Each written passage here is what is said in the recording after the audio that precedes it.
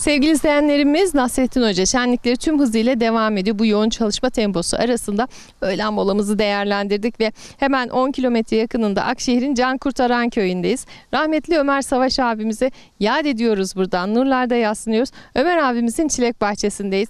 Efendim merhabalar. Hoş geldiniz. Hoş bulduk. Kolay gelsin. Sağ olun. Nasılsınız? Allah'a şükür iyi. Sizler nasılsınız? Çok teşekkürler. Sizi tanıyabilir miyim? Ben isim Veysel Savaş. Evet. İtfaiyeden emekliyim. Evet, Veysel abimiz kıymetli nurlarda yatsın, Ömer abimizin kardeşi. Efendim onu bir kez daha yad etmiş olduk. İnşallah mekanı cennet olsun. Efendim böyle itfaiye yazısını gördüm ben. Cicik arabaya çok meraklılığım vardı benim itfaiyede olarak. Cicik araba derdim. İtfaiyecilik merakı orada. Merakı ondan merak oldu. En sonunda itfaiyeci oldum. Ama ben orada bir detayı duydum. Detayı şöyle Anlatalım mı? anlatalım. Hadi anlatalım. 5-10-15 oynarken saklambaç yaktım. En sonunda da tuttum evi yaktım. Cicik araba gelsin diye. Herhalde Türkiye tarihinde ilk kez böyle bir olay Evet, en sonunda yaşanmıştı. da evi yaktım. Cicik araba gelsin de bir görelim diye. Evimi yaktım yani. Burada rahmetli ablamın eşyaları falan yandı komple. Ama siz itfaiyeci oldunuz. Olduk. En sonunda itfaiyeci oldum. Yani şimdi şu anda da emekli oldum itfaiyecilikten. O zaman Cicik araba itfaiye arabası demek. Ama şimdi bunu izleyen belki çocuklarımız da vardır. Onlara bir mesaj alalım. Cicik araba görmek için ev yakmasınlar. benim lakabıma da hayırsız Veysel derler. Yani şimdi Veysel dediğin zaman şuraya köye geldiğin zaman hangi Veysel diye sorarlar. Hayırsız Veysel dediğimi herkes biliyor. Çok teşekkür ediyorum. Nasrettin Hoca şenliklerinde sizin gibi hoş sohbet birisiyle konuşmak, tanışmak da çok güzeldi. Şenliklerle ilgili halkımıza da Şu kısa bir anda mesaj. akşamüstü çocuk şenliklere gideceğim. Cankurtaran köyünden Akşehir merkeze gidiyoruz. Toplanın Şenliklerde çilekten birlikteyiz. yesenize ya, at şunu. Yemez miyiz efendim? Çok teşekkür ederim.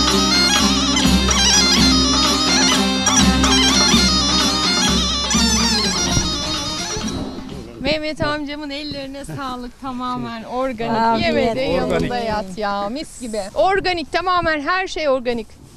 Kesinlikle bekliyoruz.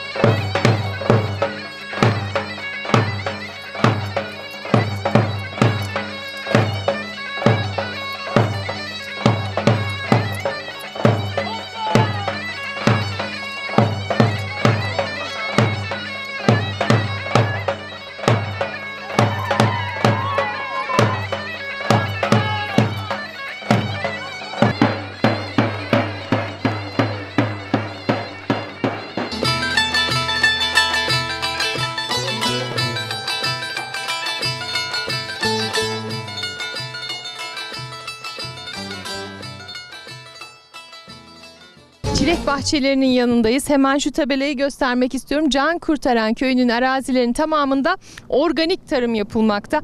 Gerçekten bu artık günümüz için çok önemli. Yenilen besinlerin organik olması gerçekten hepimiz için çok önemli. Burada toplanan dağ çilekleri de tamamen organik, ilaçsız ve doğal ortamda yetiştiriliyor. Hemen bu güzel çilekleri toplayıp bizlerle buluşturan üreticilerimizin yanına giderek sohbet etmek istiyoruz. Efendim kolay gelsin. Sağ olun efendim, hoş geldiniz. Hoş bulduk efendim. Gerçekten hoş bulduk. Şu anda birçok kişi sizin yerinizde olmayı ister gerçekten. Dağın eteklerinde mis gibi bol oksijen ve organik tarım. Sizi tanıyabilir miyim? Ben Mehmet Ay, 29 senedir köyüm olan Cankurtaran'da bağ bahçe işleriyle ilgileniyorum, vakit geçiriyorum. Çilek yetiştiriciliği nasıl gidiyor? Efendim çilek yetiştiriciliği mevsimine göre değişiyor.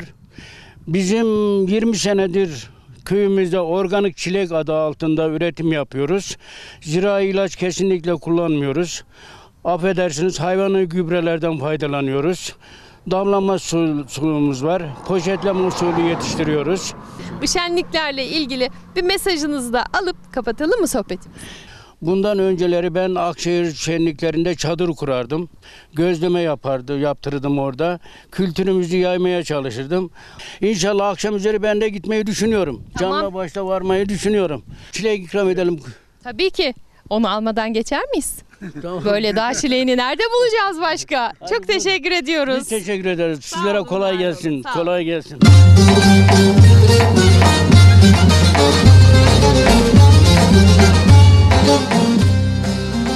Evet.